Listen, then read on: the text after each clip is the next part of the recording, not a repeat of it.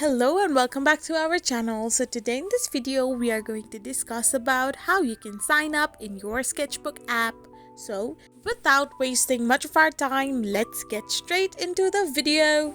So first and foremost, all you need to do is simply tap open a web browser of your preference and type in the URL www.autodesk.com/product/sketchbook/overview. So once you do this, you will end up in this page where you need to simply tap on the profile-like icon, and after you do so, click on the create account option. So once this is done, you need to fill in your credentials which have been asked by the Autodesk.